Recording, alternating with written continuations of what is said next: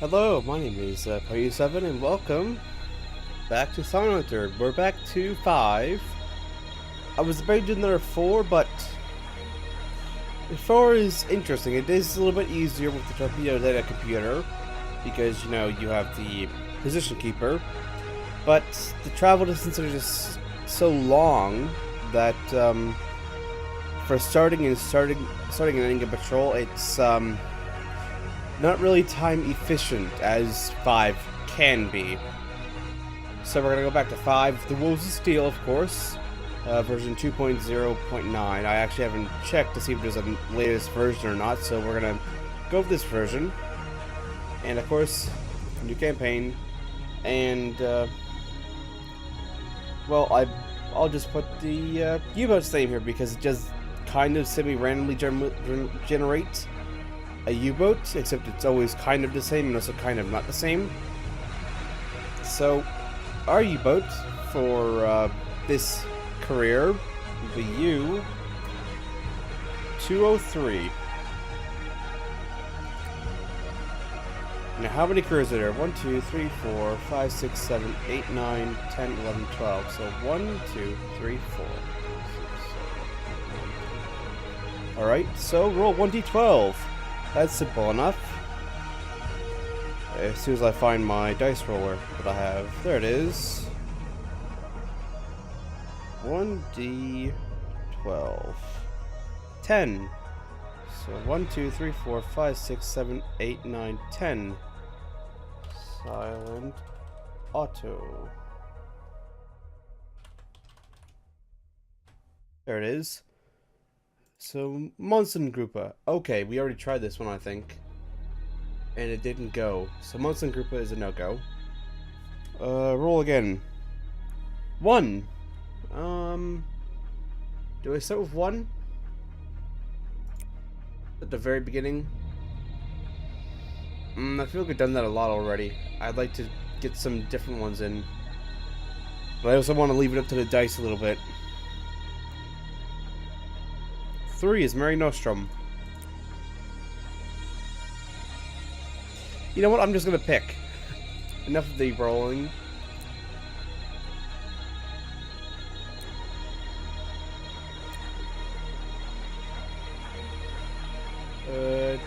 Do.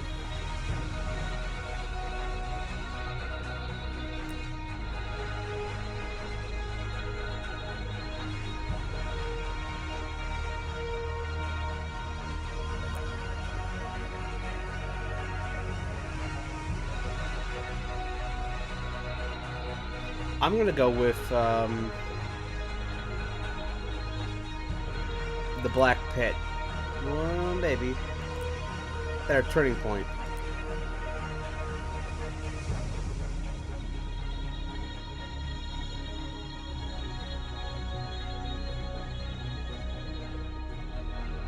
Actually, let's go with this one. Just as a jump. Because I know there's some nice advanced tech here in this campaign. So the final years.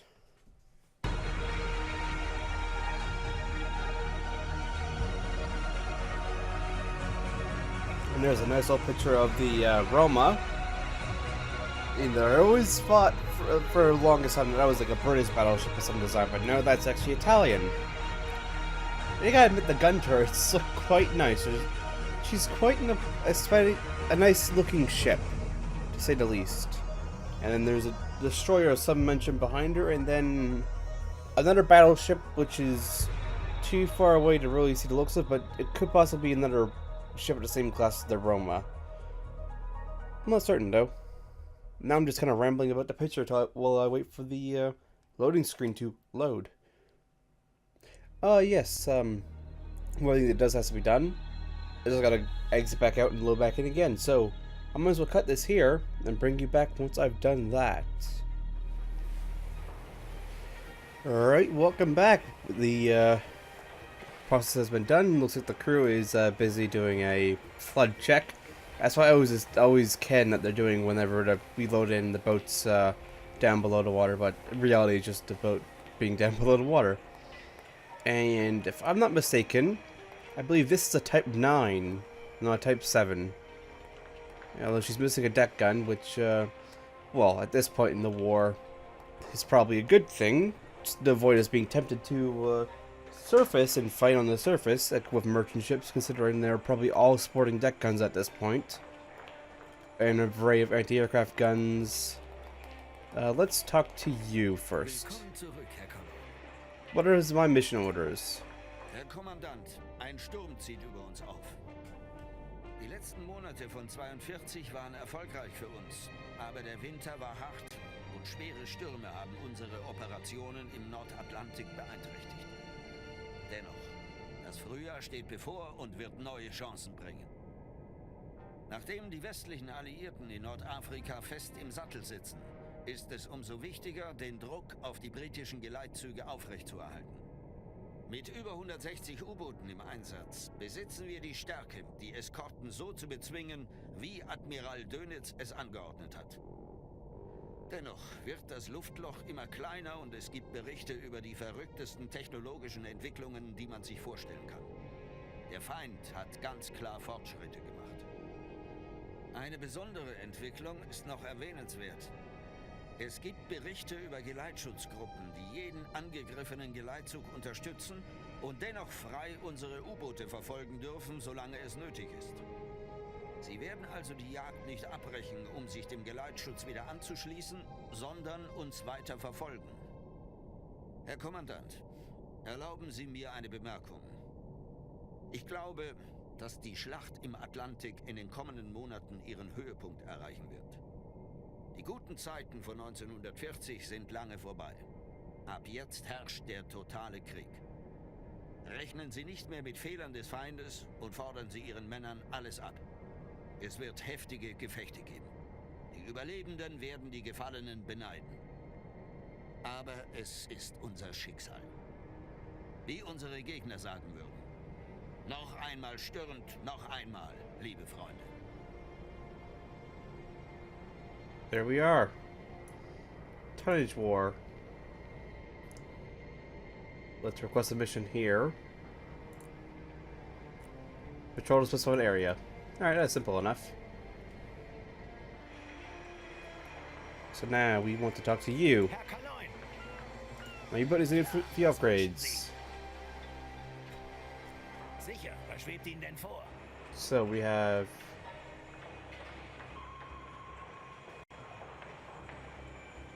what's a turbine? But we got standard. I think they're standard type 1s. Yeah, they're T1s, standard old T1. What do we have? We got the T9.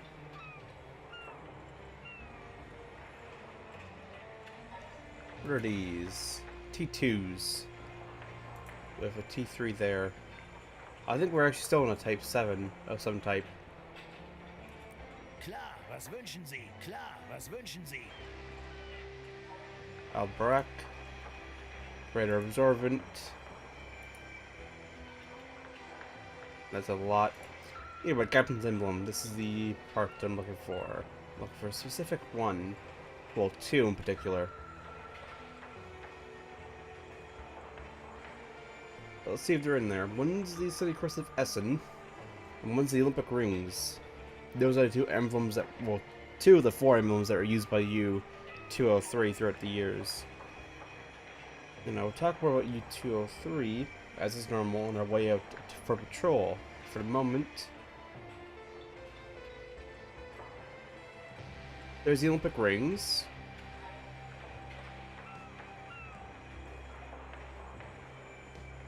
So far, no crest.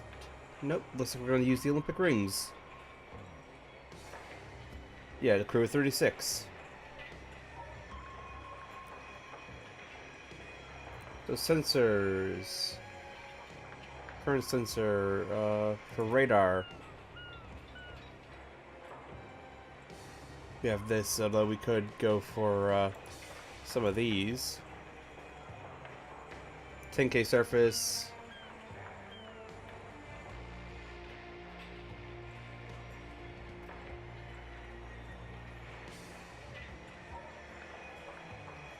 That's an improvement over the 29, which is what we have. One antenna.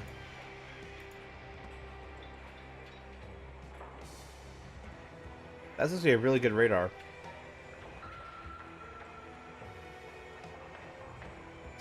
This radar was installed in only a few type XXI submarines. Our mechanic has found one just he found one just laying around.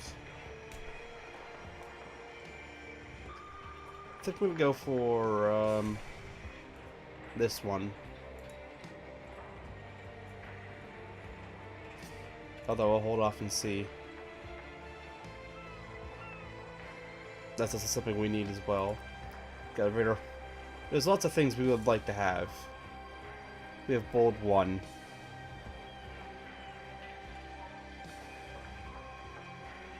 Alright. Deck gun.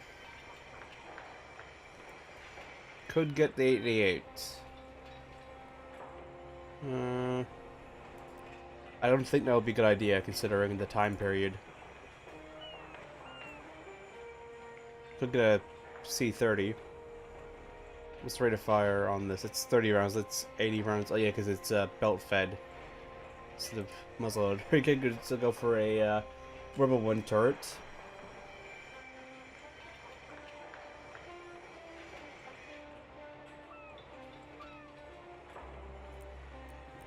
I'm thinking we're gonna load it on torpedoes first. Volta turbine.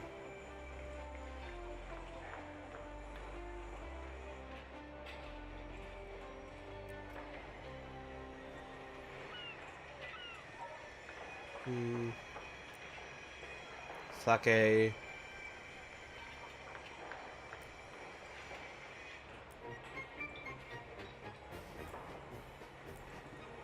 The Fat 2, Fat 1.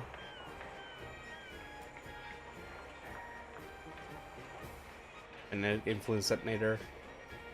These are T2s.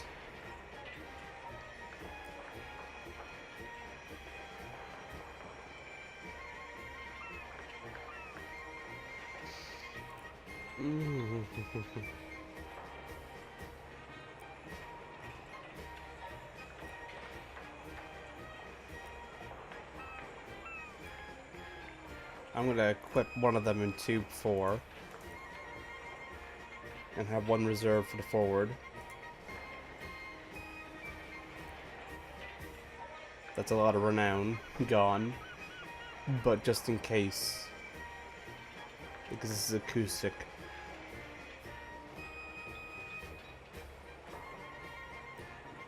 And that's even more.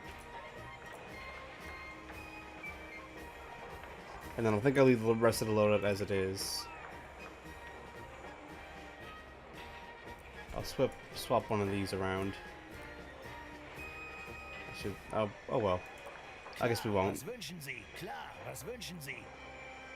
I guess we'll also leave the flak gun sitting alone. And you have enough for this, which is actually the better of these two radars. What's this radar warning receiver? Oh, Maddox.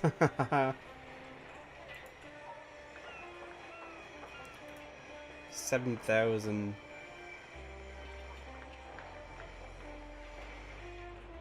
Yeah, 70 kilometers, plenty of time. Yeah, I'll grab the actual good radar there.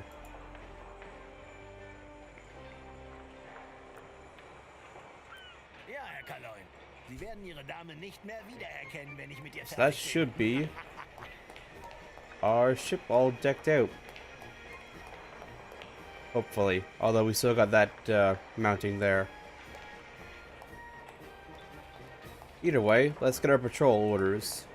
I spent 10 minutes in port just looking at things because it's been so long and try to remember things. So yes, patrol orders. Oh wait, I already got the orders, so let's start the new patrol. Alright, welcome back. We are now On our way, very slowly. And I'll hold off on setting the anti-aircraft gun crews for the moment. Actually, Bitte? man the flak guns, Flakgeschütz besetzen! just in case. I prefer to have them manned now, in case there's an air raid that happens as we're leaving port. Kampfschiff in Sicht. Kurs 2. Then not have them manned and be vulnerable to aircraft while we're still in very shallow waters of the port. Either way, on to... Oh, those are just Type 7s with the standard conning tower. The history of our boat. So, she was ordered on the 23rd of September, and she was originally a Type 7C. 1939 she was ordered, September 23rd. She was laid down on the 28th of March 1940 at F. Krupp, German Wafford AG, at Kneel, Work 632. She was launched on the 4th of January 1941. She was commissioned on the 18th of February 1941 by Captain Lieutenant Rolf Mutzenberg. She had 3 commanders. Captain Lieutenant Rolf Mutzenberg, who at that point had either earned the Night Cross or had the Knight's Cross. I'm not certain. And then, 11th of September, Oberleutnant Hans Streidel took over. And then on the 21st of September, 1942, actually that's a very short commanding officer time, only 9 days for Hans. But on the 21st of September, 1942, Captain Lieutenant Hermann Kottmann took over as the commanding officer of U203, and he lasted till she was sunk. She had 11 patrols on her career. One from the 18th of February to 1st of May, 1941, as part of Flotilla 1 as a training, and then the rest of her career as an active service boat. She sunk in total 21 ships for 94,270 gross tons, and she damaged 3 for 17,052 gross tons. She was sunk on the 25th of April 1943 in the North Atlantic, south of the Cape of Farewell, in position 55, 5 minutes north, 42 degrees 25 minutes west, if I'm remembering that correctly, how longitude latitude goes, by depth charges from a Swordfish aircraft, 811 Squadron FAAL of the British escort carrier HMS Biter, and by the British destroyer HMS Pathfinder. 10 men died, and 38 men were survived and presumably picked up by the British. There we go. Hopefully we'll get the 11 careers out of her, 11 patrols out of her, but not too likely considering the time frame left in the war. But you never know. And there's our radar up, ready to go.